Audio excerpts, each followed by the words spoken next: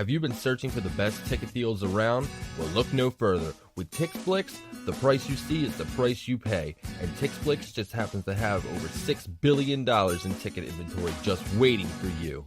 They absolutely mean it when they say every ticket, every venue, everywhere. And you can save even more with promo code PULSE in all caps to save you 5% off your total purchase. Just go to TixFlix.com and click the search bar. Search events based on your geographic location. Pick the show you want, and bam, it's showtime. Sporting events, Broadway shows, concerts, and more with TixFlix.com. And while you're there, be sure to sign up for the email newsletter so you can stay up to date on the latest news and savings with TixFlix. That's TixFlix.com. TixFlitz.com.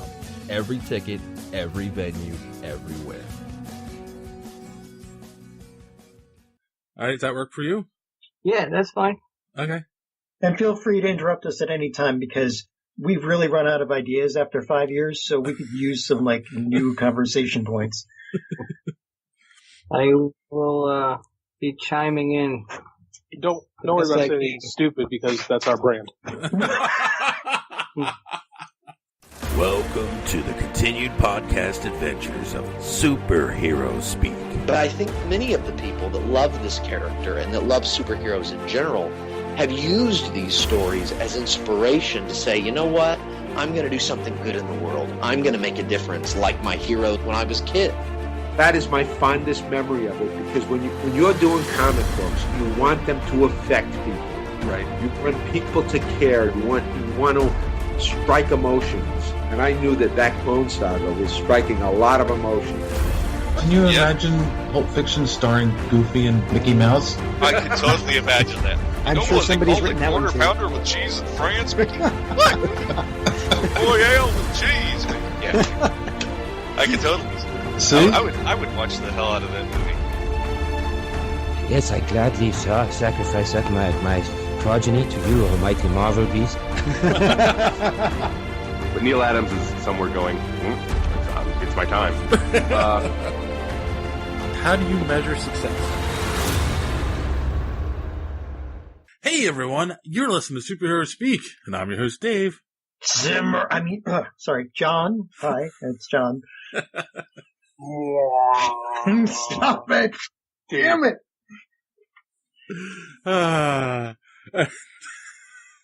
And this week, boys and girls, we have a special guest with us. He is the writer and creator of the syndicated comic strip, Sour Grapes, and of course, it's the one and only Tim Jones. How you doing, sir? Good. How are you? I'm doing all right. It's good. I'm also the artist too. I try my best. Oh, okay. Oh, yeah. you also, is it true that you wrote an episode of Jack of All Trades? Is that you or is that somebody else? I don't. The strip's based on my life, so probably not. Okay. Unless there was Doug. I'm going through there. Apparently there's other Tim Jones, there's other Joneses out there, and I'm looking through them, and it's like, oh, there's a Tim Jones that wrote some prequels to Star Wars books. There's a Tim Jones that wrote a single episode of Jack of All Trades, and I'm like, No, I'm not that talented. I don't know. Have you seen Jack of All Trades? I like that. I don't know. Who is that? Is it a family member? I don't know. That was Bruce Campbell, right? Yeah, there's Bruce Campbell in it. That's probably all you need to know. Which makes it great. It was a TV series in 2000. I've never heard of it. Oh. Sorry. Oh. Yeah, it's kind of terrible that you're actually funny in a completely different manner. Funnier than I'll ever be. I mean, it must really suck. I don't know if anybody's ever said that to me. So we're off to a good start today. Yes. So, you were recently on the So Wizard podcast. And, yeah, and that's how I first heard about you. And I was talking to Joey, and he said that I should invite you on. So here we are. Oh, great. So why don't you tell the listeners a little bit, like, about Sour Grapes and, where the idea came from, about the comic strip, and if they're interested, where they can find more about it.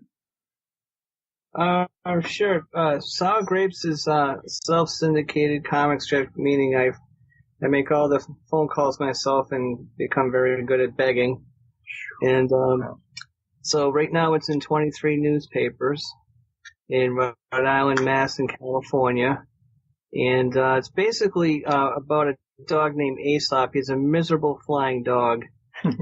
And based on my life, but there's other characters in there. They all live together in a problematic world that I'm sure we can all relate to. So it all kind of goes from there. And like I said, it's based on my life. Aesop's a miserable flying dog, but he's also a good listener, and he's there for the other characters in his own strange, miserable way. So, that's basically it. You can find it, of course, on my website, which is sourgrapescomic.com. And my social media links are in there, and Facebook and Instagram. I haven't put Twitter on there yet because I don't think anybody cares about me on Twitter. I think I have like maybe 5 followers so far. And but that is Sour Grapes Comic, at Sour Grapes Comic on Twitter. And Instagram is Sour Grapes 2017. And you can just look for me on Facebook, Sour Grapes Comic. And that's all she wrote. Cool. So, I'm kind of curious because we've had a lot of comic book creators on the show and some independent filmmakers and whatnot. And this is, related, but yet still a completely different art form, doing comic strips. So, I guess my first question is, how did you decide that's what you wanted to do? How did you get started with it? Well, when I was a kid, I always loved looking at the comics pages. Back then we called them the funny pages. Mm-hmm. And, we'd get the Sunday paper, and sit down and, with a box of Munchkins and go through a box of Munchkins and drawing, and, like I'll read Garfield and I'll draw Garfield next to it as I'm reading it, and all the other comics that I liked in there. So that's where I started. I always wanted to do a comic strip. From there, and just time went along. I went to took some art classes in college and majored in art, and from there just kind of kept going with it and wanted to do. Just one day I just sat down and said, I'm going to bring this to life and do a comic strip, and started with Sour Grapes in 2013, and it just kind of grew from there. I've been very lucky with it kind of exploded on its own, going from one newspaper to the next, and I've got more newspapers interested in that. So, but it's become a part of me. Mm-hmm. I feel better after I draw an episode for some reason. Well, that's actually pretty good. I mean, getting to do something you love and doing it for work is it's kind of rare. But I followed actually quite a few online comics, like PvP, VG Cats, Sluggy Freelance, Bunny, XKCD. And did you ever follow any of those? And did you ever think of making it only online, or was like your first thought, okay, now I have to call all of these newspapers and keep calling them until they finally put me on? Or yeah, that one. I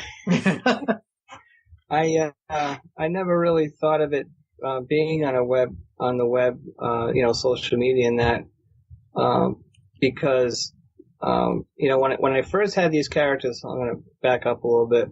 I had a comic strip called Every Blue Moon, and that was in the late 90s, early 2000s. I had that same characters.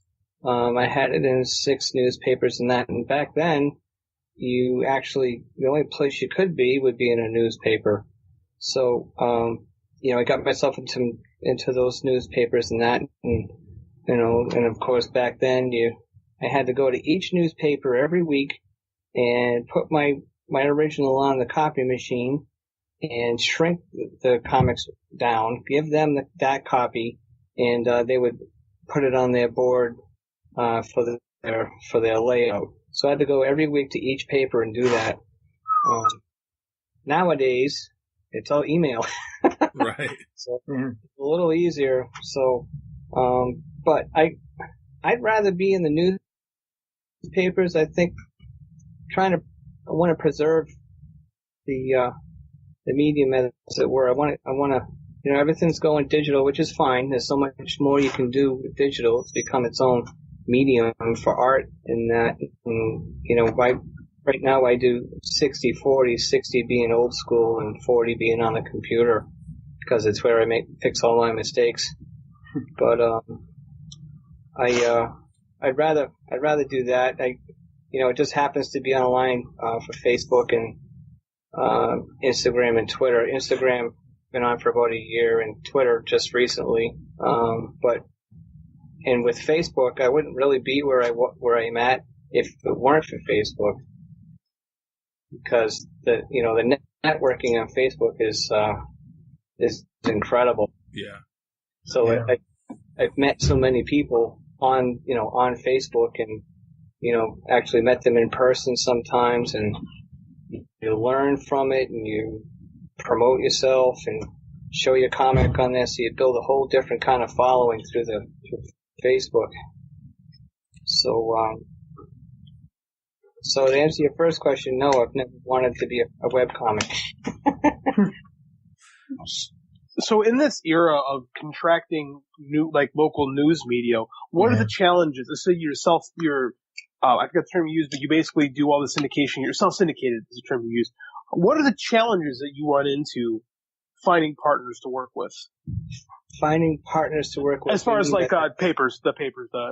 papers you work with, what are the challenges in finding them and getting more people on board with your stuff? Well, it's funny you say that because I was on the phone with an editor that I've been bugging for almost a year now, and I would call them maybe every couple of months, and surprisingly they're happy to hear from me. And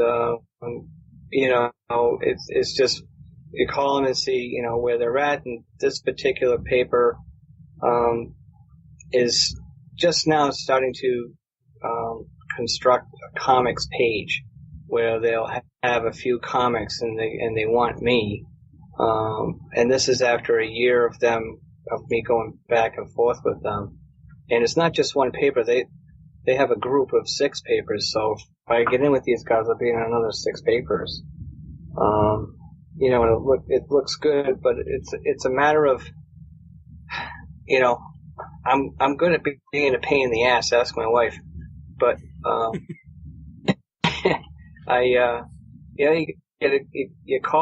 you call the papers and you find the editor. I always look up and see who the editor or the editor-in-chief is. I'll call up and call them. If I don't get a hold of them, I'll just keep trying, maybe once a week or so. And I never leave a message. I never send an email. I always want to talk to the person. And then once I do, I just let them know what I have and ask them if they want to see some samples. And like I said before, I've been lucky. They've been really receptive to it. How do one of your pitch sessions go when you're talking to an editor for the first time? You mean, what do I say? Yeah, how do you do it? This is fascinating for me. I've never met anyone that works in syndicated comic strips before, and I'm just curious as to how it compares to actual comic books as far as pitching stories go and pitching a project like this. So how do you get in touch with, when you talk to these editors, how does it go? Well, I call up and I just say, hey, listen, I've got a comic strip called Sour Grapes, and it's right now it's in, I'll say, however many papers it's in. It's 23 papers. It's self-syndicated. It's become very popular. It's, obviously got a good following. And, I would say that I'm trying to branch out into your area. And would you like to see some samples? And it's either yes or no. Basically, I have been hung up on a couple times. Oh wow! I can imagine. Not soliciting. Sorry, but and I'll actually try them again and maybe do like a different kind of voice so they don't think it's the same person. Hi, I didn't call you a month ago. Would you like to see some samples of my comic strip? It just happens to be coincidental that someone called you a month before that asking you if you'd like to see some comic strip. So. Oh, by the way, this is his agent. So, and I think you go through agents like weekly. Yeah, it's called me. I'm my agent. One of the things I've always been curious about with comic strip writers is, like, if it's like, well, here's the question: is it a daily strip or a weekly? Right now I'm weekly. Okay, so do you just come up with one idea a week, or do you try to knock out 10, at once? No, I usually just bang out one a week. I do have a job during the day. Okay. Which is fine because kids in college and stuff. But right. I'm almost famous. I kind of might get there soon someday. But yeah, I crank one out once a week. I do some monthlies and one that's every 2 weeks paper. But what's good about it, because I can think back to the week before and find out and see or reflect on something that happened to me that week or something that I heard that I want to throw into the strip. I said before, the strip has become very personal to me, so my own experience, I kind of throw it at the characters in their own world and see how they deal with it, and most of the time it just writes itself. Oh, okay. Has anyone ever asked you to do a daily? No, not yet. I'm waiting for that day. Okay. That'd be the day that I have to make a big decision. Right. Some syndicate says to me, hey, this we really like to bring you on, and what can you do? And then you start talking about contracts and how they're going to pay for your kids in college and that and such. So, I can do it. If I can definitely do it, but it's just a matter of getting to that point. Right now, weekly is good for me. It doesn't necessarily mean that I sit down and, write one that night on my deadline, which is actually what I'm doing today, but I don't normally do that. So yeah, it'll get to that point. It's just a matter of, I'm on the bridge, let's put it that way. Right. Gonna get over the bridge. Cool. And, so when you're not... I really like these questions. They're really cool. I've never been asked these questions before. Keep going. Well, that's kind of like the vibe of our show is we get creative people on, and when they are in an area that we haven't talked to before, we're curious, like, how does that world work? So it works in the back of my mind. Yeah, because another thing, it's just a matter of bringing it to the front of my mind. Right. And, because one of the things that's always fascinated me about, like, the funnies in the newspaper is you have set comics that are in there every week. You know, and it's almost like shelf space in a store. And until one of those comics stops running, that shelf space is always occupied. So that makes it difficult for new strips to get in, right? Oh yeah, absolutely. Yeah, I know. I remember in the past where there's been some new strips coming around, and some of the papers will do a trial thing. So they'll take out, I don't know, Butyl Bailey that's been in there since dirt, and they'll take that out and put this new one in, and they'll see if people like it, and they'll do like some kind of a survey or whatever, and that's when you ask all your friends to call up like 20 times each and tell them that they like the strip. But sometimes it works, sometimes it doesn't. In my case, it's adding a strip to a paper that doesn't have one. Right. So, sometimes they'll say to the paper, "Oh, let's do we can do a trial basis," which I haven't done yet, but it's an option. And we'll do a trial for it, for 6 months and see how you like it. Put it next to your crossword puzzle, and then I'll throw them the joke. The only reason why people get the paper is for the comics and the crossword puzzle anyways. Oh, and the obituaries too. Find out who died, read the comic, and do the crosswords in that order. Oh, and the police blotter, because it's really interesting to see who's in trouble. That's right. So, I'm not old. As long as I don't see myself in the obituary, I think I'll be all right. I'd be a little One of worried those if I other saw Tim Jones is the guy, Yeah. Yeah, that's true. So when you're not working on the strip and working at your day job, what kind of things do you do? What kind of movies do you watch, or what inspires you to and keeps your work going? I make sure that I'm 1,000% a nerd. If I try and act some other way, it's not gonna.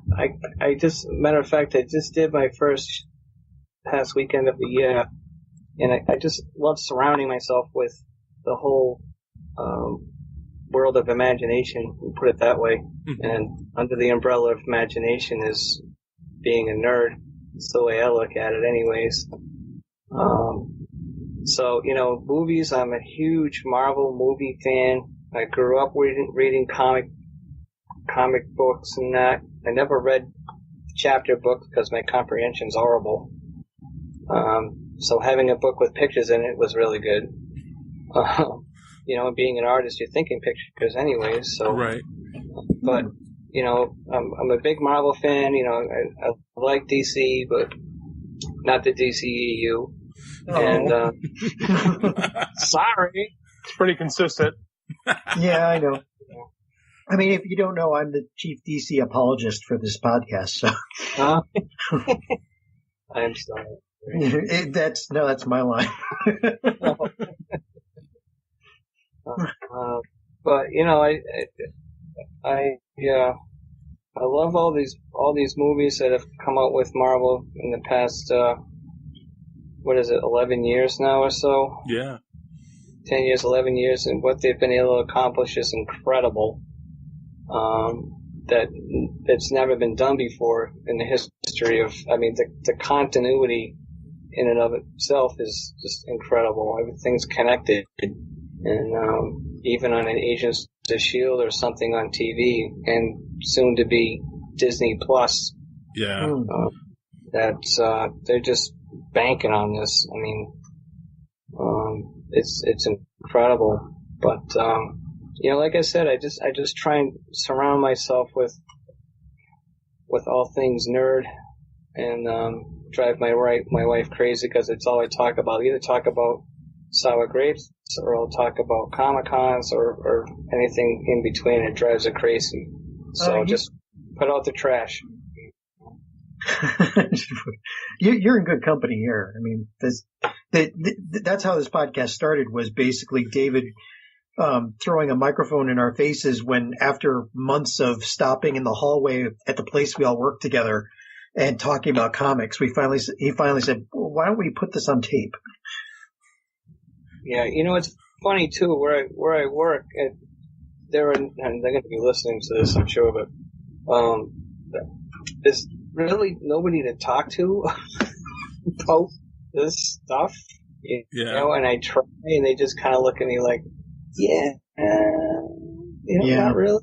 You know, it's just not their thing, so, I just like, you know, when I go to a Comic-Con, I feel so at home. You know, I can just talk about it, and everybody else is talking about it, and everything else and stuff. So sometimes I just like to sit and listen.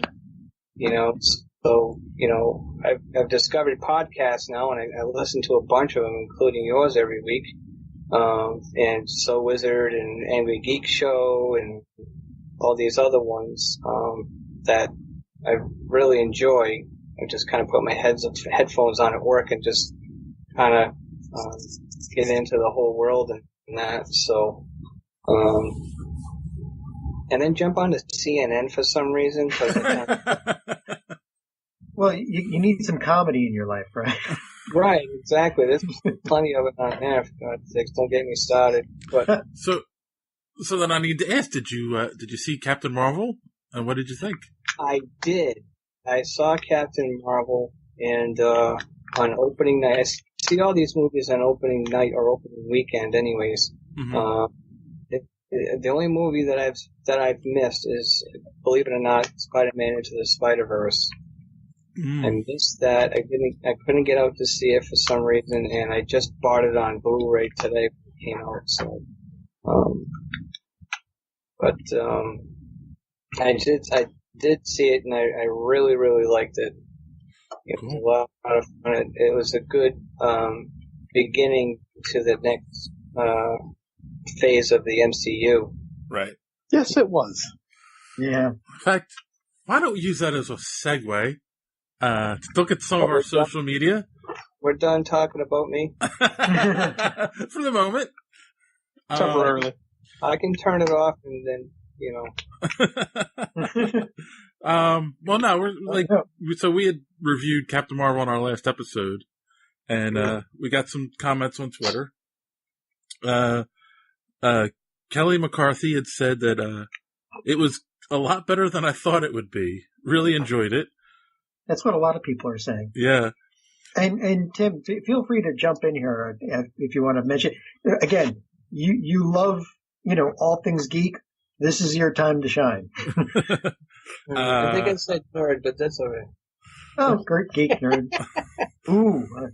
The Devil's Enemy said it was good. Kind of wonder how her powers will affect Thanos. A lot of people are thinking that.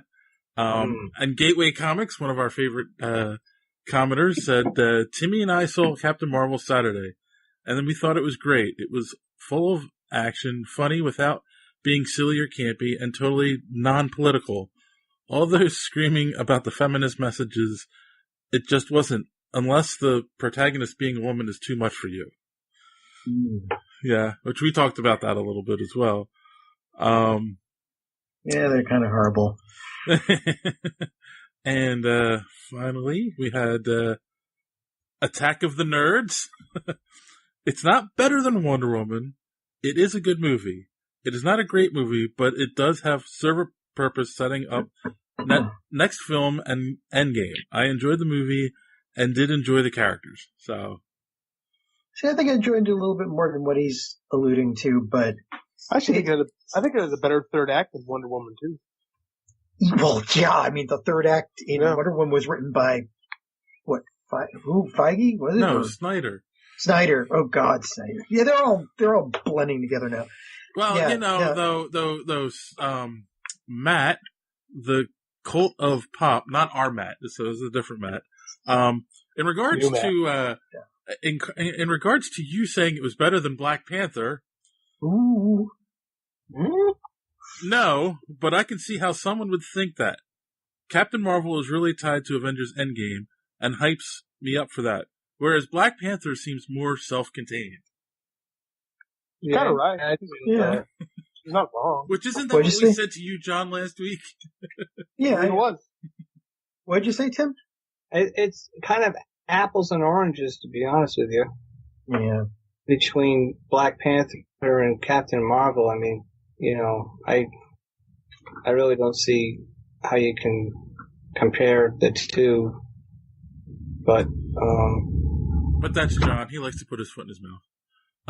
Well, I do like the taste of shoe leather. But when I say you, I don't mean you, John. I meant you. Oh no, it's perfectly fine to mean me in this show. I'll call you out if I. Fair enough. And of course, this week on Twitter, we started our voting for our Nerd Madness play on March Madness. And just real quick, take a knee for Marvel versus DC, one of JD's favorite contributors. What's up, guys? I'm loving this March Madness tournament. A lot of surprise names I wasn't expecting to see. Very cool. Which you said thanks to them, JD.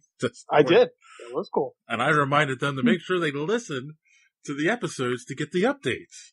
They actually listen to our show, so I know they're hearing this. Yes. So, since speaking of Nerd Madness, we did finish the voting for the first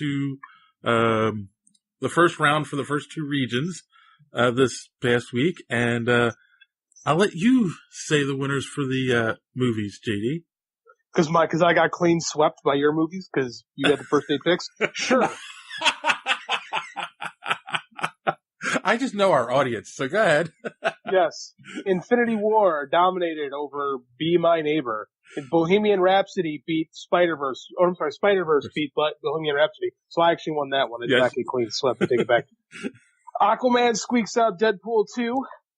Black Panther is a dominant performance over Bandersnatch. It was one of the slaughter rules. How to Train Your Dragon with a winner over A Quiet Place, a decision that I find controversial and incorrect. Ant-Man and the Wasp over Christopher Robin because people have no soul. Star Wars. Solo, a Star Wars film, somehow beat out Mission Impossible Fallout because our fans clearly don't go to the movies enough. I'm with you on that one. The Incredibles 2 was a good movie over Hereditary, which is a very weird first round match. I get why our fans picked The Incredibles 2 over Hereditary, which sets up round 2 of Infinity War versus Spider-Verse. Somehow I bracketed this really poorly. Aquaman versus Black Panther. How to Train Your Dragon versus Ant-Man and Wasp, which is just a terrible quarterfinal match.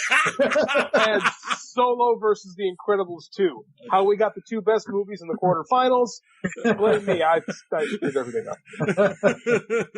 I have to disagree with you on How to Train Your Dragon 3 versus A Quiet Place. You are wrong. And I love children, and I have a 3-year-old whom I love dearly and love his movies. A Quiet Place is a fantastic movie. What's a Bandersnatch? That's a Black Mirror movie. Yeah. If you ever watched Black Mirror on Netflix, it's their film. It was a choose your own adventure one on Netflix. That is a I read that and I was kind of like, Bandersnatch. Oh, I think I had that once and I needed an ointment. It was so itchy. That's why you got to use a special shampoo. Still close to the actual show that they really. I was an outpatient, so that's good. I was home in the same day. I heard that at some point that movie could make your brain itch. It was just it's that crazy and awesome. But it's also being a Netflix movie. It doesn't surprise me that Black Panther trounced. So John, I'll have to look for that one. Since anime is your baby, you can read the anime winners and losers. Before you read this, I just want to say that I voted in every single one of these based purely on what title I like best. Yes, me too. I second that.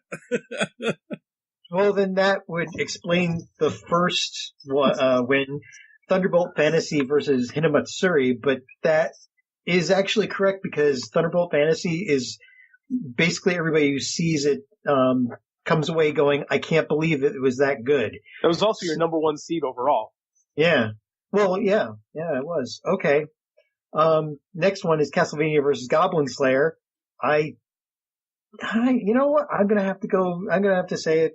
They called this one too, even though Goblin Slayer, it was a standout anime from this year. Basically, I guess video game nostalgia beats brand new, very very graphic anime. Overlord. What? Warren Ellis wrote Castlevania, so don't discredit the contributions of one Warren Ellis. Oh no, Castlevania is awesome. I can't wait to see the second season. I mean, it was, I give it credit. It won fair and square. Overlord 3 versus Sword Art Online. Oh God. See, now here's the thing.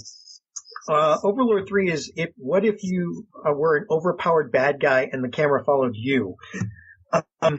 And it's breaking a lot of, it's very unique.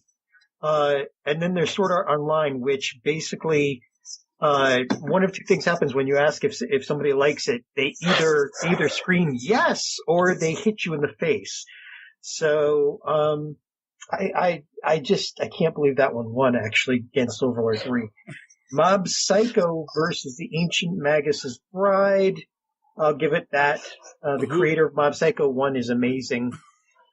Yeah, actually have to say who won, John. Mob Psycho 1. Mob Psycho 1. Sword Art Online 1. Castlevania. Yeah, Mob Psycho beat Ancient Magus's Bride, which I'll give that. I thought it'd be closer than 80 to 20%, but oh well. Well, this next one was picked basically on the name. Agreed. Dragon Pilot versus Bunny Girl. Yeah. So, yeah, Bunny Girl won 56% to Dragon Pilot's 44. I don't know. That's like putting a really popular film against something that won in the cans. So, that's why we call it an upset. Yeah, it's kind of weird. Okay, that time I was reincarnated as a slime versus Sword Art Online Alicization, and Slime Art Online won by landslide, 80% to 20%. And I will give you that because again, Sword Art Online, when you're talking Kirito, at least the non-abridged version, it's, again,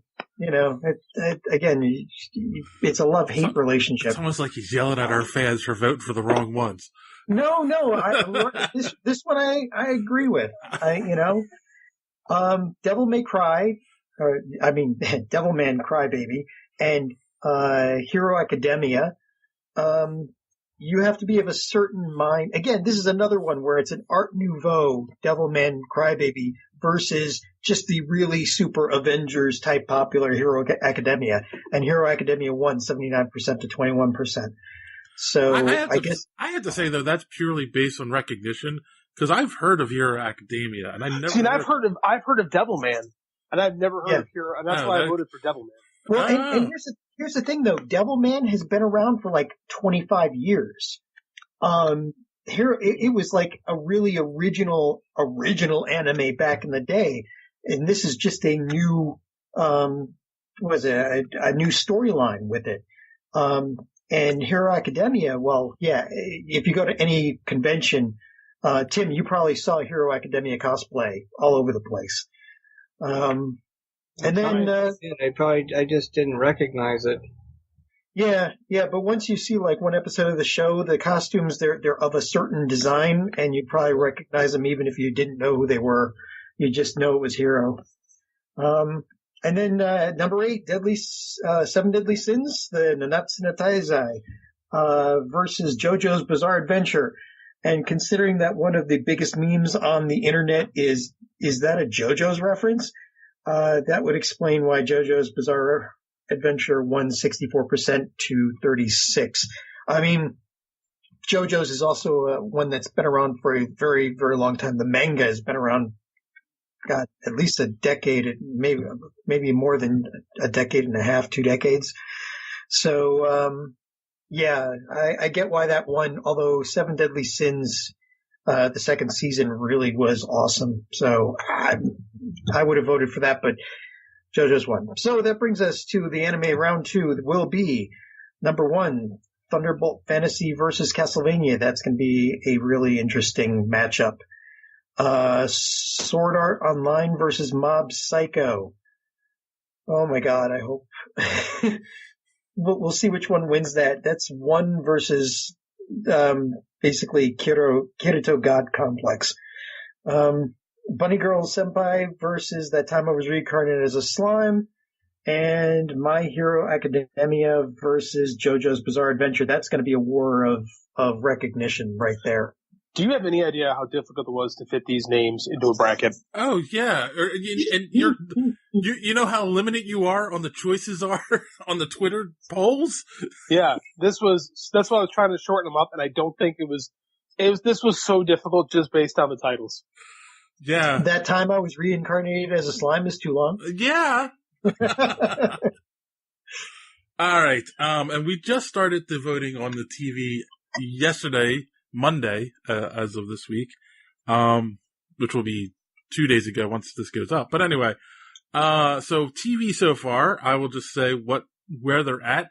Some of these are still open at this point, but we have The Walking Dead, actually surprisingly losing to Iron Fist. That is a 1 versus a 16, and Iron Fist has a commanding lead at the moment. Yes. Go figure. No. Please, Pete, somebody fix that. Come on. Well, I don't watch Walking Dead at all, and I still. By the time they hear this, the voting will be over. But there's so many people that hate watch The Walking Dead. Yeah. That's one I don't watch and one I didn't like. Which one was? I'm guessing Iron Fist you didn't like? I don't watch The Walking Dead. I think it's like 1,001 Ways to Kill a Zombie. And Iron Fist, I just didn't like it because he had the glowy fist. You know, not like the comics where he had it like flaming and stuff. So I just, it was interesting to see their take on Iron Fist, and a hero you didn't really see too much of on TV. So, but, nah. Supergirl. Just thought I'd pipe. Oh, yeah. No, that's fine. So Supergirl is being trounced 29-71 by Legends of Tomorrow. There's a surprise. I mean, I said the same thing, and my wife watches those, so it's like, oh yeah, Legends way better than Supergirl. Yeah. Agents of S.H.I.E.L.D. and Punisher. Agents of S.H.I.E.L.D. is losing 45-55 for the Punisher, but that's pretty close. It could change. It could have changed. I don't know what the voting is at the moment. I've seen a few episodes of the new Punisher season. It's pretty good. Yeah. You like it? Have you seen Agents of S.H.I.E.L.D.?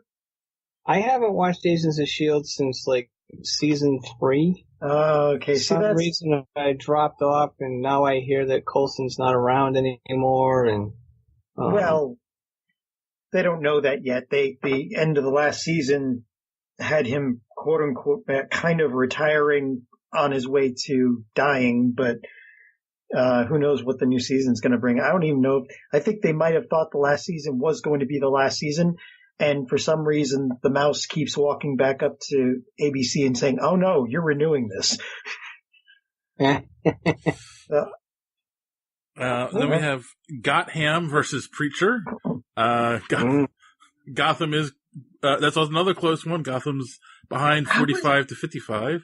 How is Gotham doing so well against Preacher? I don't know. And then what channel is Preacher on? What channel is Preacher on? AMC. AMC, yeah. Maybe they. And then, I've never seen it. And then it's really good too. I've never seen either of them, to be honest with you. Oh wow! And then Luke Cage versus Black Lightning. I was shocked that it was this much of an upset thus far. 74 for Luke Cage, 26 for Black Lightning. That shit backwards. Yeah. Now, here's the thing. If it was Luke Cage season 1 versus Black Lightning, I could understand this, because the first season was great. The second season, though, wasn't that I didn't think it was that great, and it ends with a cliffhanger that, of course, is now never going to be resolved. Maybe not never. Maybe not never. But most likely never. True. Yeah. So again, that is where we're standings are right now. Make sure you keep an eye out for that hashtag Nerd Madness on our Twitter, and you can vote in our polls and have your voice heard too. Hey Tim, you like Black Lightning a lot, I guess? I do. I watched the was it the season finale last night?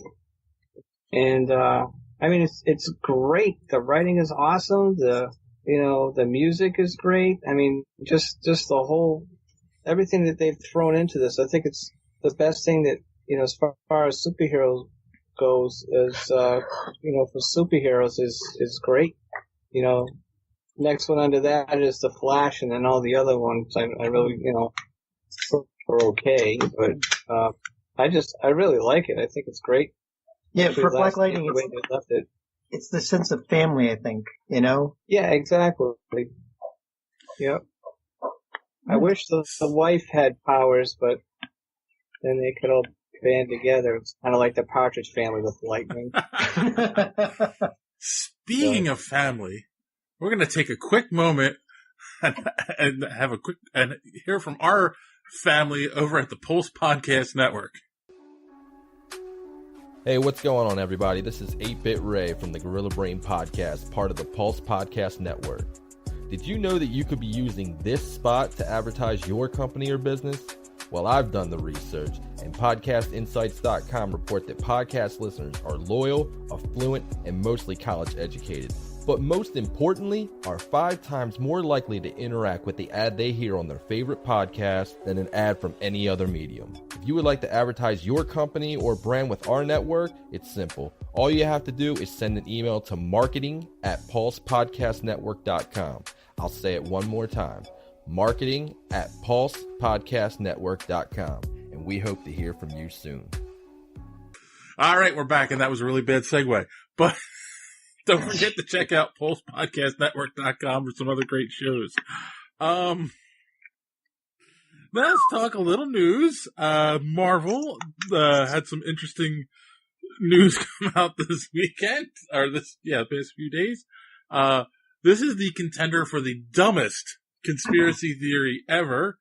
And when I just saw it on one site and I ignored it, and then I saw it pop up on 2 other sites, and I'm like, all right, we got to talk about this. There's a theory that Disney is buying tickets for Captain Marvel so that it'll win in the box office. I'm sorry. I was in one of the theaters to see Captain Marvel, and it was basically there were only 3 or 4 chairs left by the time the movie started, and that's unusual for my area because there are so many theaters. Look, and I was at an early showing, so. Like you guys both know me pretty well at this point. I don't like to use terms like incel, but this is an incel theory if I've ever heard one. That is the dumbest thing. You're going to throw money away and lose money on the movie just so you can look like you're winning in the box office. That makes no sense. Because that's how capitalism works. Well, actually, they do it with books. It's different. It's different. Yeah, well, it's basically they'll go out and buy a couple of thousand copies to get the book up on the New York Times bestseller list, which then forces that book, into the limelight and sells more copies than if it had stayed, right. Unknown. But again, that's to get the name out because. And it's also a different business model because a book is going to stay a prime run New York Times bestselling book is going to be on a shelf for 5-6 years, right. Period. Unless it's a perennial bestseller. Films are a big film these days is at the theater for 2 months. Yeah. It doesn't. The business model makes no sense. I mean, it started by Jack Posobiec. I mean, that guy's an idiot. So I mean, the fact. I don't know, man. Where do you find these things? Is that who originated the theory? Yes. Was he the one who there was a tweet on Twitter where it was 7:20 showing for Captain Marvel and my theater's empty, and it's a picture of the snack bar and no one there, and it's Right. Because they're all in the theater waiting for the movie to start. Like, or you're at a theater that happens to have nobody at there. When did you go to the movie theater? Like, my theater in DeKalb, Illinois, on a Sunday afternoon was surprisingly packed. My wife and I had to sit in the front row, but it was one of those smaller theaters with like the reclining chairs and super comfortable, so it wasn't that bad. But like, I don't know, man. Like, all I know is like Cosmic Book News and Bounding into Comics are sites that I'm not going to visit unless you ask me to. Like, okay. I said, I'll be that guy. We'll say, okay, before I say what I'm about to say, Tim, what do you think of this crazy story? Well, I saw some pictures on, I don't know if it was Twitter or Facebook about this, and they're showing the empty theater, or one I saw is actually the empty lobby, looking at the the popcorn counter and stuff, and I was just like, that must have been a picture from like, when they show what the theater looks like on the screen, and right. They just show it and it's oh yeah, there's nobody there. Well, no, that was a promotional picture or something. But that's ridiculous. My theater I went and saw it at one of those theaters that has all the recliners in it. Yeah, so did I. And it was just every single seat was filled, including the little kids next to me. I have to see the movie again now. I didn't realize that popcorn bags could be so loud. I mean, who invented these packaging for theater candy and popcorn anyways? That's a good question. Oh yeah, put the real crinkly cellophane on it. It's the loudest. I'll never forget. I'm going off on a tangent because now I'm angry. Remember going to the movie theater once, and this guy next to me had what were the pistachios, the ones you have to spit out? Oh no! I had to listen to that through the whole movie. Anyways, getting back to what we're talking about.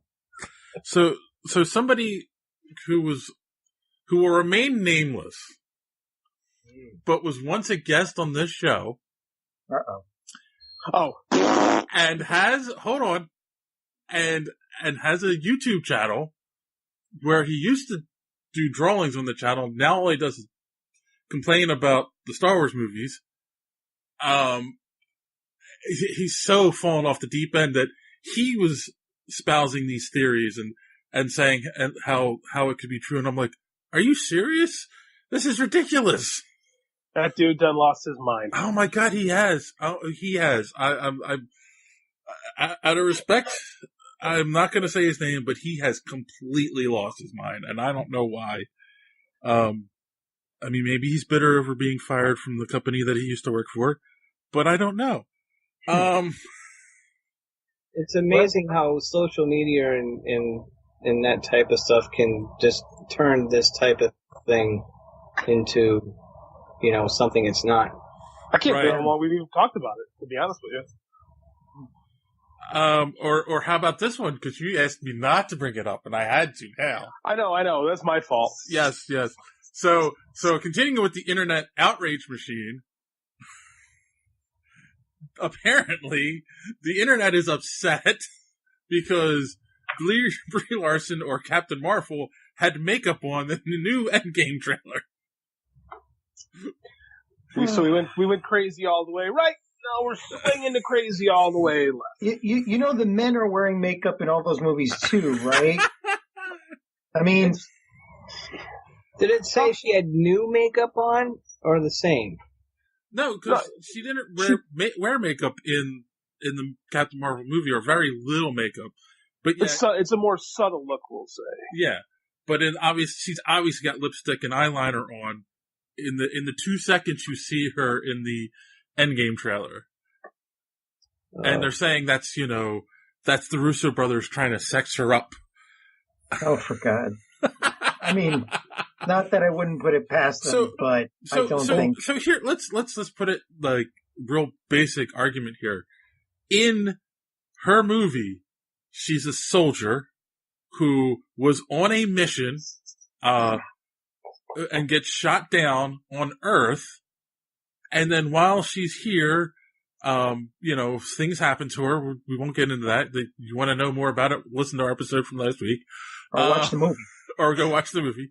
And then, she goes off at the end to go help another alien race out. So she didn't have time to pretty herself up in the movie. It takes place over a day and a half? The story? Yeah. So now she comes to Earth. Obviously, some time has passed because she's not in her uniform or costume or whatever you want to call it. So she's had time to clean up and freshen herself up. And maybe she talked to Black Widow about how do Earth girls, dress themselves up in this world. Think, people. Why are you getting angry at something that's stupid? Because we have to be angry about something. Can't win. No matter what you do, you can't win. No. I thought her makeup was nice. It had a nice blending of the rouge with the smoky eyes, and I thought it was wonderful. Yeah. We're talking about the scene with Thor in it, right? Yes. Yeah. Yeah, well, I didn't even notice the makeup. I was too busy looking at the hammer flying at her and her not flinching. So, I was thinking, wow, this would be awesome to see, because even worse than the Hulk versus Thor, I'd love to see Captain Marvel versus Thor. Yeah. That would be awesome. Yeah. That's what I'm getting at. Eyeliner on too. Yeah, I don't. Yeah, people find the strangest little things to complain about. So, thank you, Internet. Real quick, thanks, Internet. Let's move on to the obviously biggest story of the week. In a big surprise move to everyone except for maybe the people of this podcast, Disney has rehired James Gunn to direct Guardians of the Galaxy 3. Did they give a reason? Nope. Or was it just oopsies? They said that, I think it was Alan Horn met with James Gunn multiple times, and, we're going to say it had nothing whatsoever to do with Suicide Squad moving forward, and they decided to give him another chance. Dude, he won in all this. Not only does he get his movie back, but now he gets to make a DC movie. He's the only guy who's actively working across both sides of this now. That whole, that's another thing that's flying around the internet, and I've heard other people voice it on different podcasts. It's Disney was jealous that DC hired him, so now they wanted him back. And it's just no. I really doubt that. I doubt jealousy is the term of it. I mean, did you see Dave Bautista, on Wrestling News, give me what I want? That's what he wanted, and Disney was confused. They didn't realize he was talking to Triple H. He was actually talking to Alan Horn. Maybe Disney realized all the money that they were going to lose. If he didn't write it, if he didn't direct it and someone else did, and it came out to be a flop. I think what it was is they realized he set something up in the first two movies that ties in with their plans going forward for the MCU, and that his script best met what it was. So if they were going to use his script, they were going to pay him anyway. You know what I'm saying? They have to pay him for the script. They can't just use the script and say, "Oh, it's ours." Right. So once that got leaked out there, and no one blinked an eye that they were using his script, then it was like, "Oh, well, if we rehire him, no one's going to care."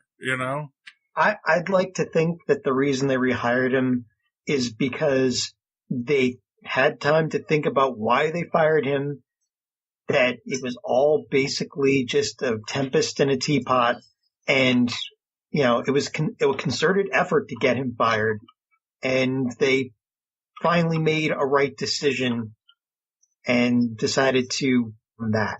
Conspiracy theory time. Was he ever really fired? Oh, no. Was this just a, go to your room and think about what you've done? Yes, we fired him from the movie. Well, I think he's had plenty of time to think it over. Now, it's like you do with your kids when they're being bad. Well, I think you've learned your lesson. That's very possible. Hey, when this all happened, I said, don't be surprised if he's like a consultant, at least on the movie on set, and maybe they'll keep it quiet. But yeah, I never thought they were going to ever totally get rid of him. I don't know. I'm glad he's back. It's going to make for a better movie. It'll make for a better movie for a lot of reasons, not just because he's directing it, but because it'll make the actors happy, you know? Yes. And that would have a big, because if they hired someone, number one, it would have been really hard to find someone that they were going to hire that all the actors would fully agree with and be happy about, you know? And that person would have felt like an outsider. So. And there would have been a pall over the whole filming anyway. I mean, they that kind of thing you don't just ignore. I mean. Right. I don't know. I mean, sometimes guys get fired from movies and they move forward without, well, you know, there's differences, but, you know, it gets done. This was just different. And I think these Guardians movies are such a part of James Gunn's voice that no matter who else directed it, it wouldn't feel like the first two films. And the feeling of those movies are why it works. Because that movie should have been a disaster, but it wasn't. And it's because of James Gunn. So, in the end, it all worked out.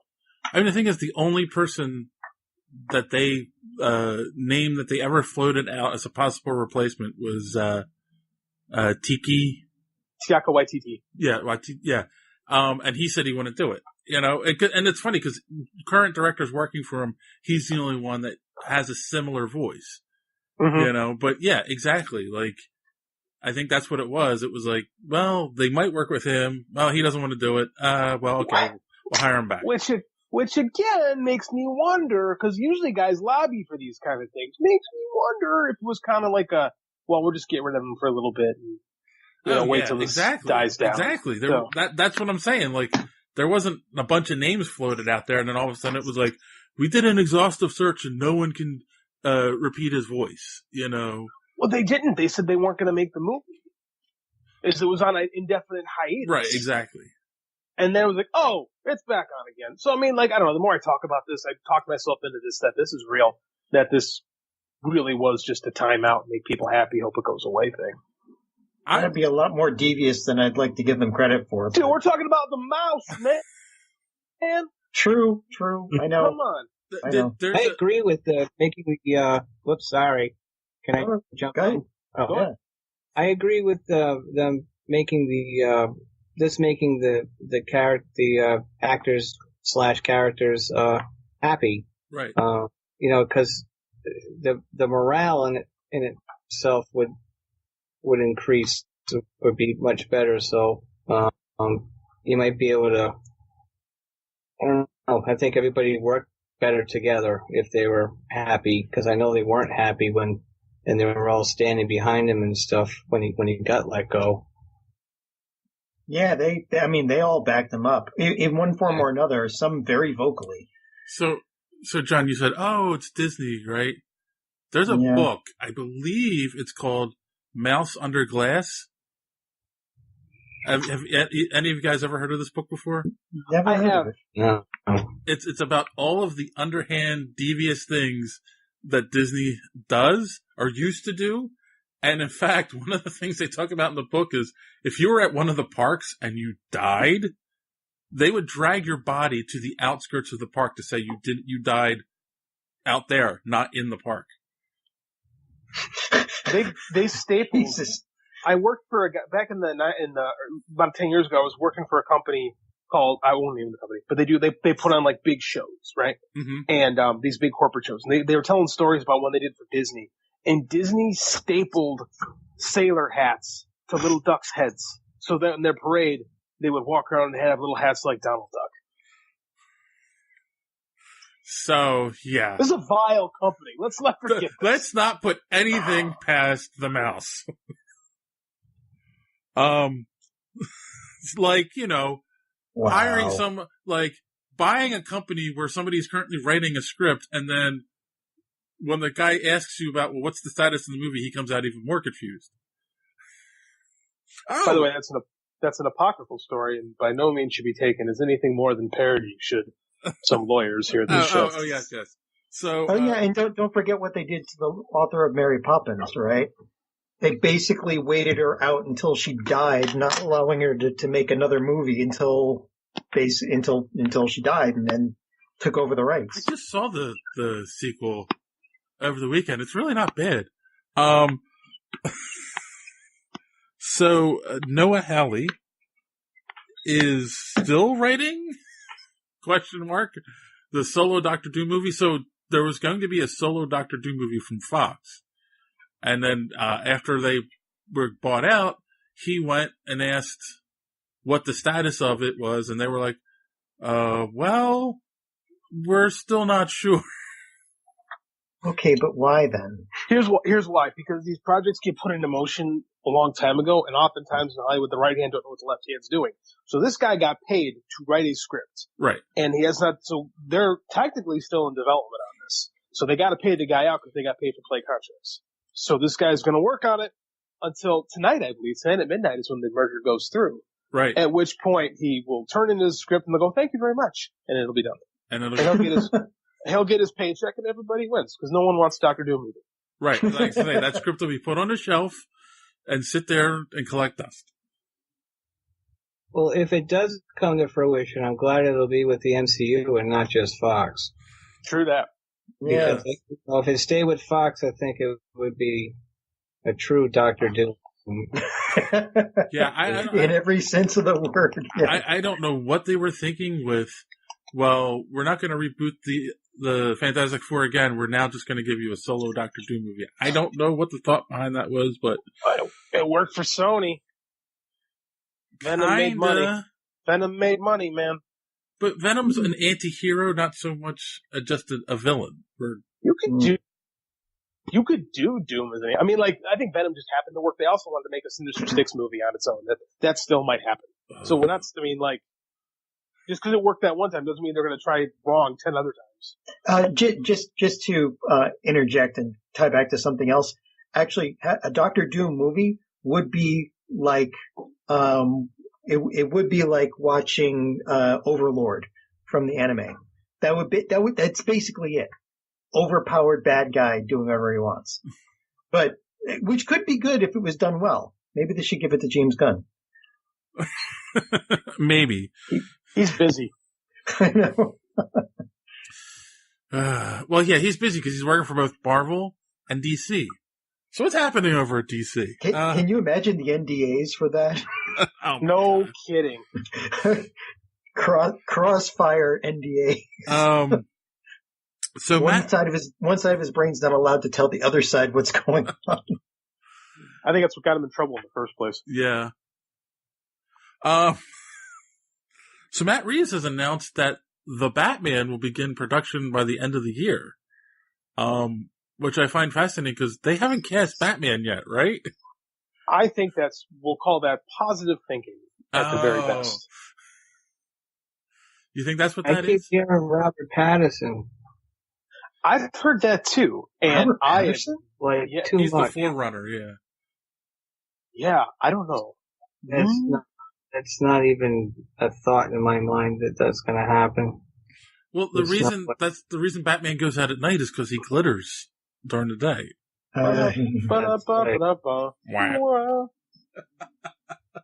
And just like that, you lost me. Yeah, I don't think this Matt Reeves Batman's ever going to happen. No, I don't think so. I don't know. I mean, like, it never seems to really catch. You know, how many times have we talked about a new take for the Matt Reeves Batman movie? Oh, this is going to happen. Well, no, that's not going to. I mean, I don't know. This whole thing seems like it's stuck in development hell. I want to know what the script was that Snyder and Jeff Johns. That's what I meant. Jeff Johns and Affleck wrote. I'm betting it's probably a lot like Batman Year, like his Batman Earth 1. I bet it was a lot like that. Yeah, because I mean, it's just like that. I have to imagine it was a good script. I don't know why Warner Brothers rejected it. Was it? You got the best writer working at DC right now, and an Academy Award winner. What? Green Lantern. Green Lantern was really bad. And just like that, you lost me again. Green Lantern was. Yes, but he had an two-time Academy Award winner to rein him in. Didn't who? Oh, Ben Affleck. Yeah. Martin Brest is a damn good filmmaker, and he didn't like. Yeah. I mean, Jeff Johns has kind of been taken away from a lot of the film stuff with DC anyway. Like, there's a book, like a book somewhere that's going to come out someday about everything in DC right now. It's going to be fascinating. Are you going to write that book? No, I want to read it. Oh, okay. It's like The Late Shift. You ever read The Late Shift, the book about how Johnny Carson retired and James Letterman? Yeah, so I want a book like that about this. Man, poor David Letterman. He wound up okay. Yeah, he wound up okay. Yeah. Yeah, and speaking of writing and hope and wishful thinking, I really think this goes in that category. Ezra Miller is now teamed with Grant Morrison to write the solo Flash movie himself. Grant Morrison had a 3-issue run with Mark Miller on the Flash just before Jeff Johns started his run 17 years ago, something like that. And it was really good. Grant Morrison is my favorite writer. I've expressed that many times. God, that was this is a long time ago. This is the best example of a last ditch effort if I've ever heard one. What do you think, Tim? Would you go see a solo Flash movie? No.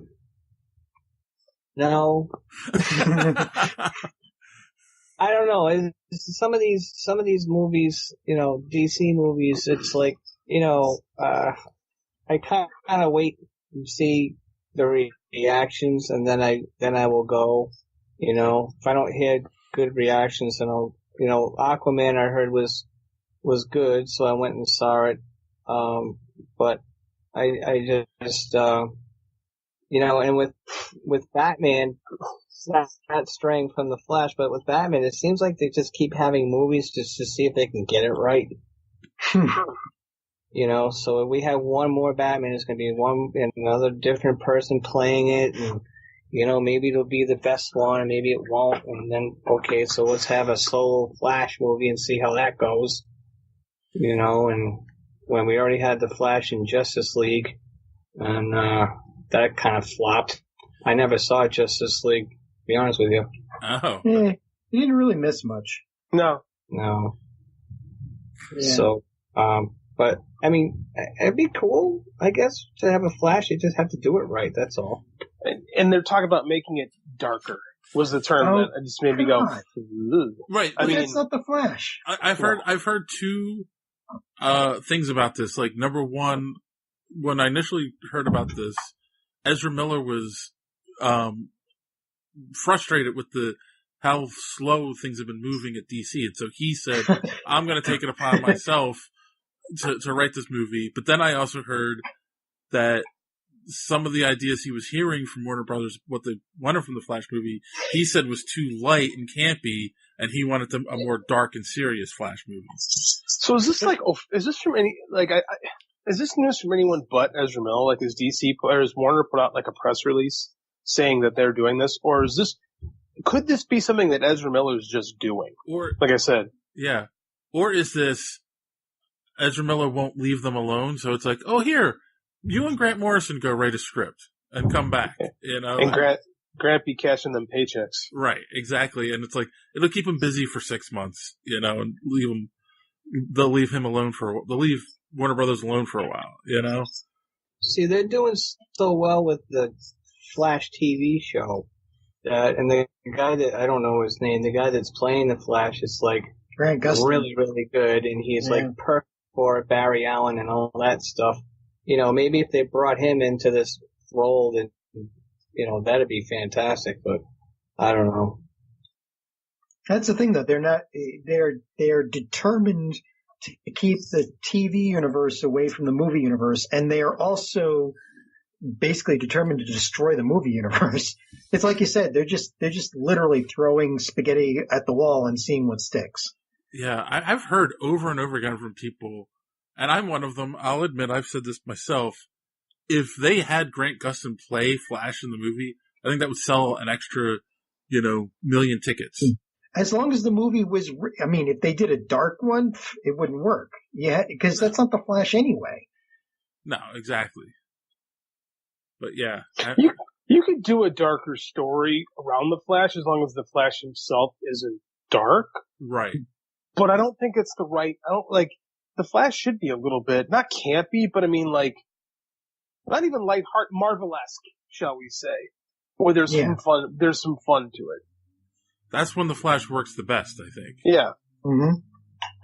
Yeah, like they have them on the animated stuff.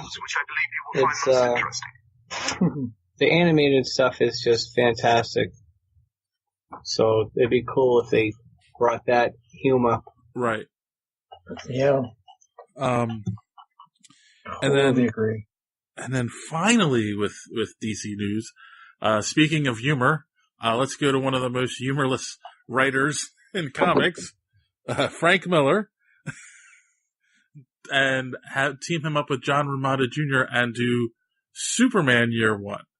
I am so I am so unsure about. I love Frank Miller.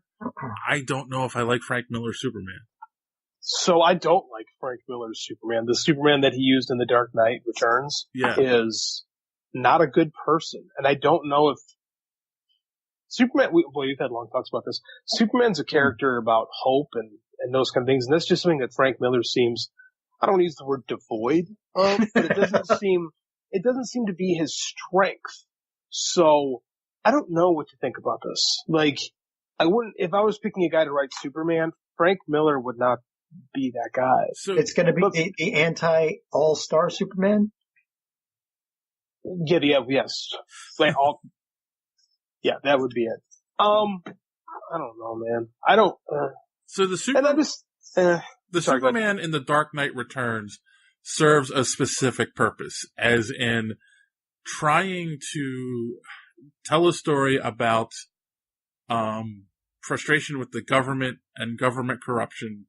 And I mean, come on, he uses Ronald Reagan, as the president in that story, and makes Superman a tool of the American government. So he's using him in a specific tone in that story. But I've never seen him write anything else for Superman where, like you said, there's no hope in his Superman. Like, it doesn't, I don't know if he likes the character. It doesn't read like, if you like a character, it's very hard to take like a character like of hope and like Superman and make him essentially a Boy Scout nuclear weapon, which is basically how he writes them. Very 80s, it's very of the era, and I guess man's thoughts can evolve in 30 years. Right. But I don't know if they evolve that much. I mean, you read like Batman, Batman Year One I'm sorry, not Year One. Read, I forget the name of the story where Dick Grayson's a murderer. Like, Strikes Back, that's one. It just doesn't strike me that Frank Miller, an older Frank Miller, is the guy to write a Superman story, let alone this Superman story. Right. I don't know. Tim, have you read any Frank Miller stuff? No, I haven't, unfortunately. I'd like to see Steven Spielberg direct the Superman movie. He'd be the perfect if he doesn't, but he hates comics. Like, he hates superhero movies. He does? Oh, he's come out against it. But you're right. Like, as far as like tone and mindset and like what a guy could bring, Steven Spielberg would be perfect to do a Superman movie. Yeah, having Steven Spielberg whimsy would be perfect for a Superman. The shucksness, the earnestness of the Steven Spielberg movie, borderline schmaltiness, would be perfect for Superman. But again, the guy he has no interest in doing it, so. Shame. Yeah, it's kind of like, James Gunn doing a Superman movie. Oh, wait. Well, I thought that look cool. I thought didn't they already do a Frank Miller Superman movie? It's called Brightburn. Burn Bright. No, but that's James Gunn, right? Yeah, that is James Gunn. Yeah. Still same difference. Well, it's that's interesting too. The guy who gave you the Guardians of the Galaxy movies, giving you that version of a Superman type character is mind blowing to me. You know, if this was a comic or anyone else but James Gunn, I'd be very, very suspect. But the trailer looks great. He's a good filmmaker, so I think there might have something there. Yeah. So Frank, if you're listening to this, I love your Daredevil run. I love The Dark Knight Returns, but I don't know if you're the right person to write Superman Year One. He's going to be breaking Zod's neck. That's all I can say. Again. And finally, since I had to bring up a news article to upset that's the end of the podcast. Sorry, JD, I've got to bring up a news article to upset John. I'm sorry, we've run out of time. And it is official. Hans Zimmer will be writing the score for the new Dune movie. Oh God, Hans Zimmer. I cannot wait to see this movie. It is shaping up so great. This movie has 100% less Picard in it, so I'm not really that interested. And is he the guy that played with Neil Sean? Hans Zimmer? No. Or am I thinking of somebody else? Hans Zimmer he wrote the music for the Superman movies and the Dark Knight movies. Oh, that guy. Yeah, basically it's all a drum beat and maybe some instrumental in the background, but it's all boom, boom, boom, boom, and that's really all there is to it. And all of his movies, I'm sorry, to me they all sound the same. Okay. Just disregard what I said. No, that's okay. I mean, I don't think a lot of people actually know who Hans Zimmer is, but that's a running joke on this show is that John hates Hans Zimmer. He's his mortal enemy. With a passion. Yes. I'm sorry, but once you've gone John Williams, you cannot go Zimmer. It just doesn't, your brain does not accept. He's like the anti-John Williams. Like, he's much more minimalist and like Philip Glass inspired more so than, if minimalist, by minimalist, you mean 3 notes and that's it. Well, then sure, yeah. Oh my God. Hater. Philip Glass inspired. I love it. It is. Again, I will use the same exact argument I used, 3 years ago, is which score do you remember better? Can you whistle the John Williams Superman tune, or can you do the Zimmer one? And I tell you, anybody who's even heard the John Williams score once, they can hold that tune, they can sing that song. You cannot do that with Zimmer. All it is it's got a drum beat, right? Well, yeah, so does every other one of his scores. So counterpoint. The whole point of a soundtrack is to move a story and move a film along, not to be an entity unto itself. And John Williams did that though. Yeah, but you say, you can hum the theme, and I'm not disagreeing. I love John Williams Superman. But I mean, like, I don't think Hans Zimmer was trying to do that. I don't think he's trying to make it something that you would whistle. So mission accomplished in that regard. I don't know. I really don't. I mean, I think of instead of the Superman movie, Raiders of the Lost Ark, and how different that movie would be without the music. Agreed. And Star Wars. Oh, definitely. I'll agree, but the man's in his 70s. We can't keep going to the John Williams well. No, but there are other composers who can write in that style. Trevor Rayburn being one. Yes. But Trent Reznor, really good. But I'd say cloning technology. Technically, but Hans Zimmer is the hot guy right now, so he is. That is true. That being said, I think this, like I said before, I think this Dune movie is looking really, really cool. I'm very excited for it. Other than the soundtrack. I'm even down for the soundtrack. I think it's gonna be all right. I'm telling you, that giant worm's gonna pop out of the sand. And it's gonna go when it opens its mouth, and it's gonna look awesome. And everybody's gonna go, "Oh, is this Tremor 6?" To be fair, it's all been a ripoff of Dune. This is true. I never understood Dune. I don't know. I didn't understand it. Yeah, Frank Herbert's story it does get complicated in later books, and it is all very, not fable-like, maybe like mythology-like. Yeah, it's definitely it's mythic. he was definitely on the Joseph Campbell, bandwagon early on before it became really a thing. They kept talking about a spice. They were spice miners, right? Is that was? Yeah. They're looking for spice? Oh. Well, you know. The storyline was looking for spice. It was looking to be spiced up. You know, like Luke Skywalker was a moisture farmer. I don't know. Maybe it was because Sting was there. Sting and Captain Picard could not save that movie. Oh, God. David Lynch couldn't save that movie. No. Yeah, but I don't know. I still like the first one better than I think I liked. They had that, the Sci-Fi Channel one? Yeah. Yeah, that was just a TV movie. Like, how many great TV movies are out there, really? Not many. Maybe 3. Do you have 3 in mind? No, I just threw a number out. Oh, okay. Sorry. There's like 2 good TV movies I can think of off the top of my head. Okay, what are they? Stephen King's It, the original, it's damn good, made-for-TV horror movie, and Brian's Song.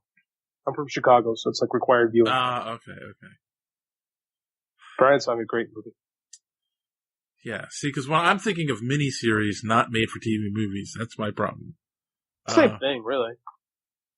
It's just longer. Okay, so what about The Color Purple? That's not a made-for-TV movie. That was in theaters. Was it? Yeah. It won an Oscar. What am I thinking of then? I have no idea what you're thinking of. Okay, never mind. I take that back. Hold on. Good. Strike that, reverse it. Yeah, strike that, reverse it, erase it from the record. Edit point. Then let's think. Made for TV. I can't think of any. Oh, that's what I'm saying. All the Peanuts movies. I think of. They're good. Those aren't good. It's cheating, but okay. And one day, the Sour Grapes movie. That's right. I would love it. See? Perfect. And I get Steven Spielberg to direct it. Because it's a comic strip, not a comic book. Exactly. Right. There's a loophole. I think we solved a lot of problems here today, gentlemen. And maybe created some new ones. It's what we do. Cool. So before we wrap up, real quick, well, actually, you know what? I'm going to give you the question we normally wrap our interviews up on, Tim, and that is, how do you measure success? I get asked this question someday. I measure success in attainable goals. So set yourself a goal that you know you can get done, and when you get there, you'll have a sense of accomplishment. I think if you set your sights too high and too far away, it's gonna, it's gonna be more difficult to get there. So, for myself, I set an attainable goal, and I know that I'm pretty sure I can accomplish. So, I have a sense of accomplishment. So, that's basically how I measure success. That's actually very sound advice. I like that. One small step at a time, right? Yeah, like if you're raking the backyard and say, okay, I'm going to get this quadrant of my backyard raked today, instead of trying to rake your whole backyard, it's like a quarter of an acre. I know I can get this done today, so, and you can get it done, and you do get it done, then you did it. Right. Exactly. Cool. All right. And then where can... So I almost sounded like a psychologist there, didn't I? And, which I'm... Okay. I play one on TV. Ah, okay. Where can, and then one last time, where can people find you online and find, Sour Grapes? Yep. My website is sourgrapescomic.com, and, I'm on Instagram at sourgrapes2017, and, Twitter, sourgrapescomic, and on Facebook, my fan page is facebook.com/sourgrapescomic, and you can also look for me on Facebook. Says Tim Jones, cartoonist or something like that, and or something I pretend to be. And so that's basically where you can find me, or if you can find my house, you can find me there. No. No. There are a lot of weird people out there on the internet. You don't want to say that. We do not condone doxing. I would never. Yeah. All right. I couldn't do that. I couldn't afford the alimony. Oh. All right, boys and girls. I think that's where we're going to put a pin in it for this week. So I say thank you to our guest, Tim, for being here. And thank you very much for having me on. I appreciate all the kind words and the checks in the mail. And, as a matter of fact, I still sell Wizard a check too. Oh, yeah. Joey breaks thumbs too, so you got to watch out. Oh. I'm kidding, Joey. I'm kidding. No, I really appreciate you having me on it. Like I said, I listen to the show every week, and I really enjoy it, and looking forward to hearing this episode. Cool. And your check is in the mail. Thank you so much. I could use it. So on that note, boys and girls, as always, thanks for listening, and don't let your cake get caught in the door. Have a good week.